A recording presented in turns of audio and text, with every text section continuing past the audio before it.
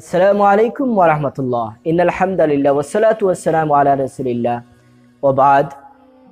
সম্মানিত দর্শক বন্ধুরা, আজকে আপনাদের সম্মুখে কুরবানির মাসআলা নিয়ে আলোচনা করব যে ঋণ করে কুরবানি করা যাবে কি বা ঋণগ্রস্ত ব্যক্তি কুরবানি করা যাবে কি। আমি প্রথমে জানবো যে ঋণ করে কুরবানি করা যাবে কি। আপনাদের সম্মুখে জানাবার চেষ্টা করব যে ঋণ করে কুরবানি করা যাবে কি। ঋণ করে কুরবানি করা ইসলামী শরীয়তে এটা সাপোর্ট দেয় নাই।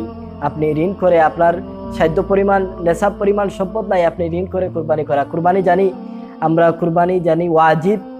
এই ওয়াজিবটা অন্যান্য মাযহাব মুতাসুন্নতে মুআক্কাদা বলতেছেন, কিন্তু আমরা ইমাম আবু হানিফা রাহমাতুল্লাহ আলাইহি মাযহাবে যারা অনুসারী, আমরা জানি কুরবানি করা ওয়াজিব। এটা নেশাব পরিমাণ সম্পদ থাকতে হবে।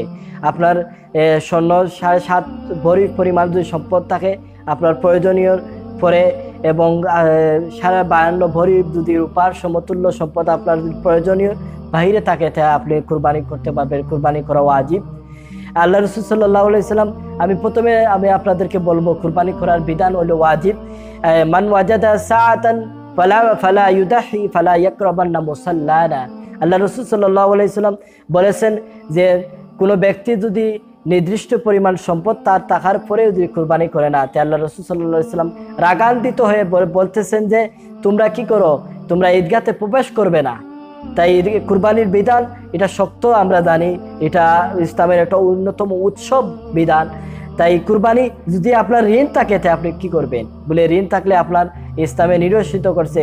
হ্যাঁ, আপনার যদি এই পরিমাণ ফিনান্সিয়াল সাপোর্ট আছে যে আপনার ঋণ আছে সাময়িক, আপনি পরে মারতে পারবেন, আপনার এই পরিমাণ সম্পদ আছে, আপনার ব্যাংক ব্যালেন্সে টাকা আছে, আপনি সরকারি চাকরিজীবী, আপনি কি করবেন, সরকার বর্তমানে আপনার অ্যাকাউন্টে টাকা নাই, আপনার কি করছে বেতন পান নাই, অসুবিধা নাই, আপনি পরে এইটা কি করবেন আদায় করে নিতে পারবেন।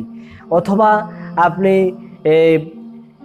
ঋণগ্রস্ত ব্যক্তি, আপনি কি করবেন বলে, ঋণগ্রস্ত ব্যক্তি আপনি ঋণ আপনার সাময়িক, আপনার ঋণগ্রস্ত, আপনি আদায় করবার পরিমাণ সম্পদও নাই, আপনি ঋণ করে আপনার বিধান নাই। এটা ইসলামের শরীয়তে এটা কঠোরভাবে বলতেছে না যে আপনি ঋণ থাকা অবস্থায় আপনি কি করবেন, কুরবানি আদায় করবেন। কিন্তু আমরা সমাজে দেখা যায় মানুষগুলা কি করেন, কুরবানি তো আপনার পাশের বাড়ির ব্যক্তি দিতেছে, বা আপনার লাগা ঘরের আপনার পাশের ঘরের ব্যক্তি দিতেছে, কি করবে আপনি দেখা যায় সমাজের মধ্যে দেন উনি দিতেছে, আমি তো দিতেছি না, আমার লজ্জা লাগতেছে, তাই আমি কি করি ঋণ করে দেই, অথবা ঋণ আমার আছে আমি কি করি কুরবানি দেই।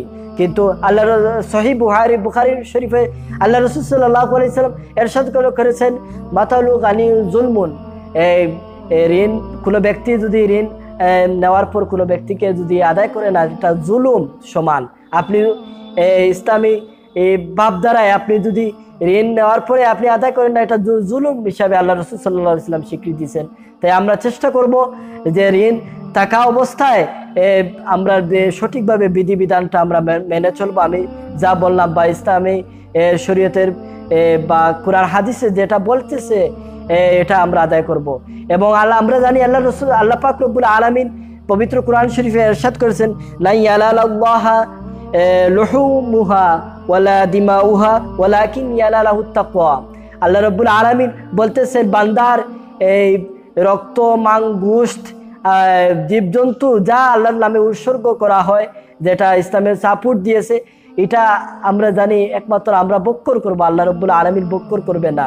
তাই আল্লাহ রাব্বুল আলামিন, আমরা জানি আল্লাহ রাব্বুল আলামিন বান্দার দিলের তাকওয়া সবচেয়ে, আল্লাহ রাব্বুল আলামিন বান্দার দিলের মধ্যে কি রয়েছে, দিনের মধ্যে তাকওয়া কি, এটা আল্লাহ রাব্বুল আলামিন দেখেন। তাই আমরা চেষ্টা করব, আমরা যেহেতু আল্লাহ রাব্বুল আলামিন দিলের তাকওয়া চান, তাই আমরা তাকওয়া সবসময় খেয়াল রাখবো যে আমরা দিলের ভিতরে তাকওয়া থাকতে হবে। যদি আপনি 100টা কুরবানি দেন, 100টা পশু, গরু, 100টা উট, 100টা ছাগল, আপনার যদি দিলের মধ্যে পরিশুদ্ধ থাকে না, তাই আপনার কুরবানি হবে না। সম্মানিত শ্রোতা মণ্ডলী, আপনাদেরকে উদ্দেশ্য করে বলবো, আপনারা দিলের একইনের সহিত আপনি এক নাম, আমরা জানি বড় জন্তুগুলা গরু, মহিষ, উট, এগুলা 7 ভাগে 7 জন দিতে পারবেন বিভক্ত হয়ে। যদি আপনার দিলের মধ্যে নির্দিষ্ট পরিমাণ আপনার সাধ্য নাই, আপনি কি করবেন এক এক নামেও যদি আপনার ইয়াকিনের সহিত দেন, তে আপনার আল্লাহ রাব্বুল আলামিন অবশ্যই অবশ্যই এই আপনার এই কুরবানি দেওয়াকে আপনার এই এই কুরবানি আল্লাহর নামের রাস্তায় আপনি যে জন্তু প্রবাহিত করেছেন, রক্ত প্রবাহিত করেছেন, আল্লাহ রাব্বুল আলামিন অবশ্যই কবুল করবেন। আমরা সম্মানিত উপস্থিতি আমরা জানলাম যে ঋণ থাকলে কুরবানি করা যাবে কি, বা ঋণগ্রস্ত ব্যক্তি কুরবানি করা যাবে কি, এ সম্পর্কে আমরা জানলাম। আল্লাহ রাব্বুল আলামিন আমরা সঠিকভাবে জানার তৌফিক এনায়েত ফরমাক। ওয়া মা আলাইনা ইল্লাল বালাগ। ওয়াসসালামু আলাইকুম ওয়া রাহমাতুল্লাহ।